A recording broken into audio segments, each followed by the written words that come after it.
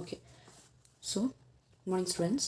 So already வந்து ட்ரான்ஸ்ஃபார்மர்னா வந்து என்ன நம்ம பார்த்துருக்கோம் இல்லையா. ஸோ ட்ரான்ஸ்ஃபார்மர் அப்படிங்கிறது இது ஒரு டிவைஸ். ஸோ இது வந்து என்ன கன்வெர்ட் பண்ணுது, லோ ஆல்டர்னேட்டிங் வோல்டேஜ்லேருந்து ஹை கரண்ட்டாகவும், லோ ஆல்டர்னேட்டிங் வோல்டேஜில் அட் ஹை கரண்ட்டாகவும் இன்ட்டு ஹை ஆல்டர்னேட்டிங் வோல்டேஜில் லோ கரண்ட்டாகவும் இருக்குன்னு சொல்லி பார்த்தோம். ஸோ இது வந்து என்ன அப்படின்னா ஒரு எலக்ட்ரிக்கல் டிவைஸ். ஓகேவா. ஸோ இது என்ன அப்படி எந்த பிரின்சிபலை பேஸ் பண்ணியிருக்கு அப்படின்னா மியூச்சுவல் இண்டக்ஷன்ஸ் அப்படின்ற பிரின்சிபலை பேஸ் பண்ணியிருக்கு. ஸோ ட்ரான்ஸ்ஃபார்மர் அப்படிங்கிறது என்னென்னலாம் வந்து இந்த பிக்சரில் பார்த்தீங்கன்னா தெரியலும். ஸோ ட்ரான்ஸ்ஃபார்மர் அப்படிங்கிறது என்னென்னலாம் இருக்குன்னு சொல்லி ஆல்ரெடி நம்ம பார்த்துருப்போம். ஸோ ப்ரீவியஸ் கிளாஸில் பிங்கிறது பிரைமரி காயில்ஸ், எஸ் வந்து செகண்டரி காயில்ஸ்னு சொல்லி பார்த்துருப்போம். ஸோ இதில் வந்து இது என்ன அப்படின்னா லேமினேட்டட் அயன் கோர் அப்படின்னு சொல்லி பார்த்துருப்போம் இல்லையா. ஸோ இதில் வந்து என்ன பண்ணுவோம் அப்படின்னா மேக்னெட்டிக் ஃபீல்டு கொடுக்கும்போது இந்த கோரில் வந்து என்ன கிரியேட் ஆகும் அப்படின்னா மேக்னெட்டிக் ஃப்ளக்ஸ் வந்து கிரியேட் ஆகும். ஸோ இந்த பிரைமரி அண்ட் செகண்டரி காயில்ஸ் வந்து கனெக்ட் பண்ணுற மாதிரி மேக்னெட்டிக் ஃப்ளக்ஸ் வந்து கிரியேட் ஆகும் அப்படின்னு சொல்லி பார்த்துருந்தோம். ஆமாவா. ஸோ இதுதான் வந்து என்ன அப்படின்னா ட்ரான்ஸ்ஃபார்மர் அப்படின்னு சொல்லி பார்த்துருந்தோம். ஸோ இந்த ட்ரான்ஸ்ஃபார்மரில் தியரி வந்து என்னன்னு சொல்லி பார்க்கலாம். ஸோ ட்ரான்ஸ்ஃபார்மரில் தியரி வந்து பார்த்தீங்க அப்படின்னா ரெண்டு இருக்குது. ஸோ ஃபஸ்ட் கேஸ் வந்து என்ன அப்படின்னா ட்ரான்ஸ்ஃபார்மர் ஆன் நோ லோட். ஓகேவா. ஸோ செகண்ட் கேஸ் வந்து ட்ரான்ஸ்ஃபார்மர் ஆன் லோடு. ஸோ அப்படின்னு சொல்லிட்டு ரெண்டு கேசஸ் வந்து இருக்குது. ஓகேவா. ஸோ இப்போ ஃபஸ்ட் கேஸ் வந்து என்ன அப்படின்னா transformer on no load. So transformer on no லோடில் என்னன்னு சொல்லிட்டு பார்க்கலாம். ஸோ இதில் வந்து என்பி அண்ட் என்எஸ்னு சொல்லிட்டு டூ இருக்குது. ஸோ என்பி அண்ட் என்எஸ்ங்கிறது என்ன அப்படின்னா number of turns in primary coils and number of turns in secondary coils. So number of turns in primary and number of turns in secondary coils சொல்லி சொல்கிறோம். So when an alternating EMF is applied across the primary, a current flows its winding. So this develops a magnetic flux in the core. Here it is assumed that there are no losses and no leakage of flux. Let find the flux. Okay va. So இதுதான் வந்து transformer on no load க்கு இருக்க diagram. Okay va. So இது வந்து என்ன அப்படின்னா number of primary turns, number of secondary turns. So இதுக்கு நடுவுல தான் flux create ஆகுது. So இது வந்து EP and ES. இது வந்து primary and secondary coils. Okay va. So இதில் இபிஇஎஸ் அப்படிங்கிறது வோல்டேஜ் அக்ராஸ் ஆகிறது. ஓகேவா. So primary coil and secondary காயில்ங்கிறது. Okay. So by Faraday's law of electromagnetic induction, the EMF induced in the primary is given by epsilon p equal to minus of d into np5 divided by dt. So npங்கிறது number of turns in primary coils, phiங்கிறது magnetic flux. So sorry flux. ஓகேவா. So இது எதை link பண்ணுறது அப்படின்னா primary and secondary காயில்ஸை link பண்ணுறது இந்த flux.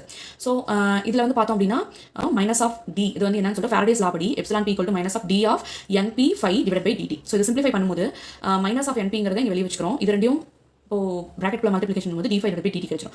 So almost and EMF induced in the secondary இது வந்து primary coil. இது செகண்டரி காயிலுக்கு வந்து பார்த்தோம்னா EMF induced வந்து epsilon s equal to அதே மாதிரி தான் minus of d into ns5 divided by dt equal to இதையும் அதே மாதிரி சிம்பிளிஃபை பண்ணும்போது ns வந்து மைனஸ்க்கு கொண்டு வந்துரும். So minus of ns d5 divided by dt. So okay. So epsilon s divided by epsilon p equal to அதாவது number of EMF in secondary and primary coil equal to number of turns. ஓகேவா. So அதுக்கு ஈக்குவலா ns divided by np சொல்லி கிடைக்கும். Because இது ரெண்டையுமே வந்து நம்ம டிவைட் பண்ணும்போது என்ன ஆயிடும், இதுவும் கேன்சல் ஆயிடும். இந்த டேர்ம் கேன்சல் ஆயிடுச்சு, மீதி இருந்தால் மைனஸும் ஆல்சோ கேன்சல் ஆயிடுச்சுன்னா ns divided by npன்றது நம்மளுக்கு இங்கே கிடைக்கும். அதுதான் இங்கே வந்து போட்டுருக்கோம். ஓகேவா.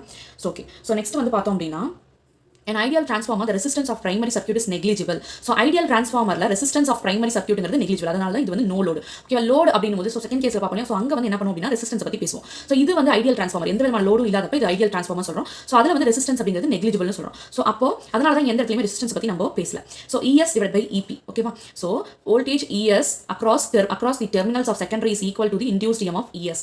ஸோ அப்போ இதுக்கு ES வந்து epsilon s க்கு ஈக்குவல்னு சொல்லிட்டோம். ஸோ அப்போ ES divided by EP equal to epsilon s divided by epsilon p equal to number of turns ns divided by np இங்க கிடைச்சது. ஓகேவா. சோ இதெல்லாம் எதுக்கு ஈக்குவல் அப்படினா k என்ற கான்ஸ்டன்ட்க்கு ஈக்குவல்னு சொல்றோம். So where k is called the turns ratio of transformer ratio of the transformer. k ங்கிறது என்ன அப்படினா transformer ratio னு சொல்றோம். ஓகேவா. So turns ratio or transformation ratio of the transformer. ஓகேவா. சோ அப்ப k equal to என்ன அப்படினா voltage applied across secondary divided by voltage applied across primary. So voltage obtained across secondary divided by voltage applied across primary. So இந்த ratio வந்து என்ன அப்படினா primary காயில்ல எந்த அளவுக்கு மேக்னெட்டிக் ஃப்ளக்ஸ் கிரியேட் ஆகுதுக்கு மேக்னெட்டிக் ஃபீல்ட் பிரைமரியில கொடுக்குறோமா. சோ பிரைமரி சர்க்யூட்ல இருந்தா செகண்டரிக்கு போகும்போது மேக்னெட்டிக் ஃப்ளக்ஸ் கிரியேட் ஆகி அப்படி கனெக்ஷன் வருதுன்னு சொன்னோமா. சோ அதான் சொல்றோம் வோல்டேஜ் கரெக்ட்டா எழுதணும். இத வோல்டேஜ் அப்டைன்ட் அக்ராஸ் செகண்டரியில எவ்வளவு அப்டைன் ஆகுது டிவைட் பை எவ்வளவு பிரைமரியில அப்ளை பண்ணி செகண்டரியில அப்டைன் ஆகுதுன்றது. So equal to number of turns in secondary divide by number of turns in பிரைமரிக்கு ஈக்குவல்னு சொல்றோம். ஓகேவா. சோ இதுல வந்து நம்ம ஸ்டெப் அப் ஸ்டெப் டவுன் சொல்லிட்டு ரெண்டு ட்ரான்ஸ்ஃபார்மர் இருக்குன்னு சொன்னோமா. சோ இந்த ஸ்டெப் அப் ட்ரான்ஸ்ஃபார்மர்ல epsilon s greater than epsilon p. ஓகேவா. So and hence ns greater than np. So in step down transformerல epsilon s less than epsilon p and hence ns less than np. So இது வந்து எதை indicate பண்ணுது அப்படின்னா step up ட்ரான்ஸ்ஃபார்மர்ல நம்ம EMF induced EMF வந்து எப்படி இருக்கு, செகண்டரியில அதிகமா இருக்கு பிரைமரியில கம்மியா இருக்கு and number of turnsம் செகண்டரியில அதிகம் பிரைமரியில கம்மி. சோ அதுக்கு ஆப்போசிட்டா ஸ்டெப் டவுன் ட்ரான்ஸ்ஃபார்மர் இருக்குன்னு சொல்றோம். So let ip and is ங்கிறது என்னது, i னால என்னது கரண்ட். ஓகேவா. So current flow. So let IP and IS ங்கிறது primary current and secondary current. Be the currents in primary and secondary at any instant. So in this case, power output is equal to power input. So power in secondary equal to power in primary. So power output வந்து input அளவுக்கு எவ்வளவு input current கொடுக்குறோமோ அந்த அளவுக்கு output current கிடைக்குதுன்னு சொல்றோம். So அப்போ power in the secondary equal to power in primary. So அப்போ ES into IS isn't it? So equal to EP into IP. So in this case IP divided by IS equal to what? ES divided by EP. So in the equation நம்ம simplify பண்ணும்போது IS divided by IP divided by IS னா ES divided by EP ன்னு கிடைக்கும். So equal to almost என்னதான் இங்க number of turns இருக்கு. So NS divided by NP equal to K. So இங்க நம்ம substitute பண்ணி எழுதுறோம். So இந்த ES divided by EP நீங்க ஒன்னு இருக்கு இல்லையா? So இந்த ES divided by EP தான் இந்த இடத்துல current input current output currentக்கு equal னு சொன்னனால multiplication பண்றோம். எவ்வளவு வோல்டேஜோட? So ES into IS equal to EP into IP. So அப்ப ES divided by IP EP NC கொண்டு வந்தோம்னா என்ன கிடைக்கும்? IP divided by IS னு கிடைச்சோம்னா சோ அத இங்க போட்டுறோம். அப்போ இந்த ES divided by EP க்கு பதிலா இத substitute இங்க பண்றோம். So substitute பண்ணும்போது இப்போ equal to K ன்னு சொல்லிட்டு இந்த ஈக்குவேஷன் எடுத்து எழுதுறோம். So thus when the voltage is stepped up the current is correspondingly reduced in the same ratio and vice versa. ஓகேவா? So இதுதான் வந்து transformer on no load. So இந்த ஃபுல்லாவே என்ன பத்தி பாத்துறோம் அப்படினா இங்க வந்து நம்ம ரெசிஸ்டன்ஸ் பத்தி பேசவே மாட்டோம். இந்த இடத்துல என்ன அப்படினா ஐடியல் டிரான்ஸ்ஃபார்மர்ன்றால ஓகேவா? ஸோ இதுவே செகண்ட் கேஸில் டிரான்ஸ்ஃபார்மர் ஆன் லோடு அப்படின்னும் போது நம்ம இந்த இடத்துல ரெசிஸ்டன்ஸ் பற்றி பேசுவோம் ஓகேவா? ஸோ இங்கே என்னத்தை பற்றி பேசுகிறோம் அப்படின்னா இப்போ இந்த டிரான்ஸ்ஃபார்மர் ஒரு லோடு கொடுக்கும்போது என்ன ரியாக்ட் ஆகுது? If the primary circuit has an appreciable resistance RP, the difference between the applied voltage EP and the back EMF EP must be equal to the potential drop IP and into RP in the primary coil. அதாவது என்ன sorry so அதனால் என்ன அப்படின்னா primary சர்க்யூட்டில் இப்போ வந்து ஒரு ரெசிஸ்டன்ஸை add பண்ணுறாங்க. ஸோ அப்படி பண்ணும்போது இதில் வந்து அப்ளைடு வோல்டேஜ் EP அப்படி எப்சிலான் P அப்படின்றது எதுக்கு ஈக்குவலாக இருக்குன்னா அதில் பாஸ் ஆகிற கரண்ட் இன்டூ ரெசிஸ்டன்ஸ்க்கு ஈக்குவலாக இருக்கும்னு சொல்கிறோம். அப்போ அதனால தான் இப்போ இந்த இடத்துல இந்த டிஃபரன்ஸ் வந்து இதுக்கு ஈக்குவல்னு சொல்லிருக்காமவா? So the difference between the applied voltage EP and back EMF EP.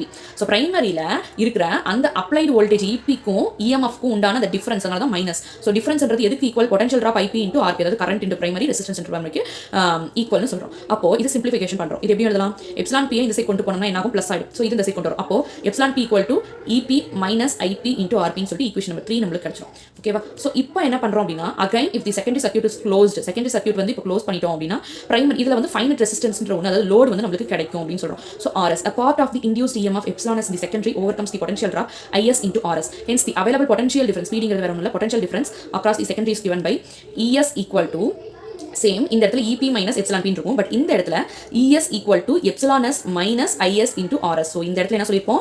Applied வோல்டேஜுக்கும் EMFக்கும் உண்டான டிஃபரன்ஸ்க்கு எது ஈக்குவல்? IP இன்டூ RP ஈக்குவல் சொல்லிருக்கோம். பட் செகண்டரி காயிலை பொறுத்த வரைக்கும் இந்த இடத்துல என்ன ஆகுது அப்படின்னா இதில் என்ன சொல்லியிருக்கோம்? செகண்டரி சர்க்யூட் வந்து க்ளோஸ்டு அப்படின்னும் போது இதுக்கு என்ன இருக்கு? ஒரு ஃபைனட் ரெசிஸ்டன்ஸ் வந்து இதில் கிடைக்கும். அந்த ரெசிஸ்டன்ஸ் தான் இதில் லோடுன்னு சொல்றோம்.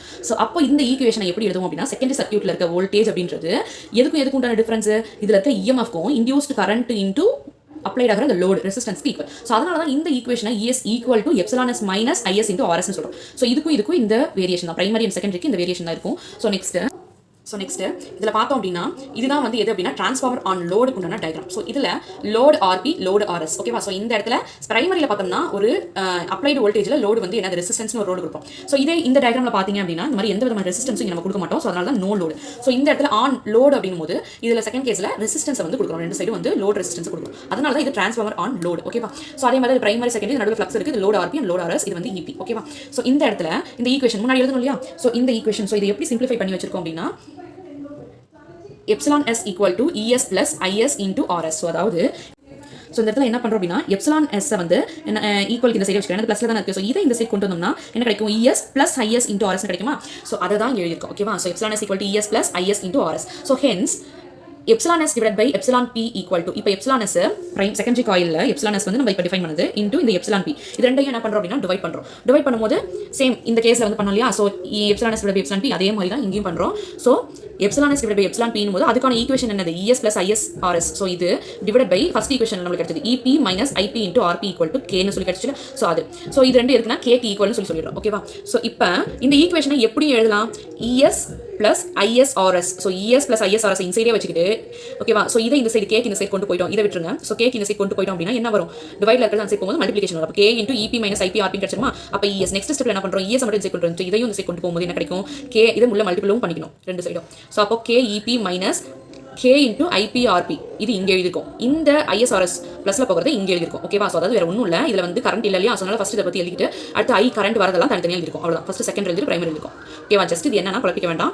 ESன்னு சொல்லி இந்த சைடு இந்த ES மட்டும் வச்சுக்கிறோம். ஸோ இந்த சைடு ISRS கொண்டு போயிட்டோம்னா ஸ்டெப் எப்படி வரும்? இது உள்ள ஃபர்ஸ்ட் மல்டிபிள் பண்ணிக்கலாம். K into EP minus K into IPRP அது அப்படியே வச்சுக்கிறோம். இதை இந்த சைடு கொண்டு வரோம் மைனஸ் ஆஃப் ISRS கிடைக்கும். ஸோ இப்போ K EP ஃபர்ஸ்ட் எழுதுறோம், ISRS செகண்ட் எழுதுறோம், இதை இந்த சைடு எழுதுறோம் அவ்வளோதான். So next K EP minus ISRS minus இங்கே எப்படி இது இப்படி மாறுனுச்சு? K2 ஸ்கொயர் ISRS மாறுச்சு அப்படின்னா இந்த ஐபின்னு ஒன்று இருக்கு இல்லையா, ஸோ அதோட வேல்யூ என்ன அப்படின்னா IP equal to K into ஐஎஸ்ன்னு சொல்லிட்டு வேல்யூ இருக்கு. ஸோ அதனால இந்த ஐபிக்கு பதிலாக கே இன்டூ ஐஎஸ் நீங்கள் சப்ஸ்டிட் பண்ணீங்கன்னா என்ன, கே இன்டூ ஐஎஸ்னு சப்ஸ்டிட் பண்ணோம்னா கே இன்டூ கே ஸ்கொயர் ஐஎஸ்னு சொல்லி கிடைக்கும். இது ஆர்பி. இந்த வேல்யூவை IP equal to K into ஐஎஸ்ன்ற வேல்யூவை சப்ஸ்டிட் பண்ணுறோம் இந்த ஐபிக்கு பதிலாக. அவ்வளோதான். So next step K into EP அப்படியே வருது, மைனஸ் ஐஎஸ் அப்படியே வருது.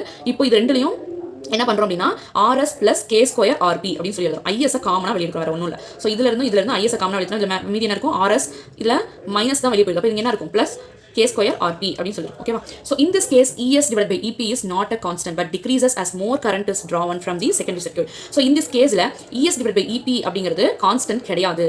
பட் இதில் வந்து என்ன ஆகும் அப்படின்னா decreases as more current is drawn from the secondary circuit. So நிறைய current வந்து secondary circuitல drawn ஆகும்போது இது வந்து என்ன இருக்கும், டிக்ரீஸ் ஆகும் இந்த வேல்யூ அப்படின்னு சொல்லி சொல்றோம். ஓகேவா? ஸோ இதுதான் transformer on load, transformer on no load அப்படிங்கிறது ஐடியல் டிரான்ஸ்ஃபார்மர், இது டிரான்ஸ்ஃபார்மர் ஆன் லோட். ஓகேவா?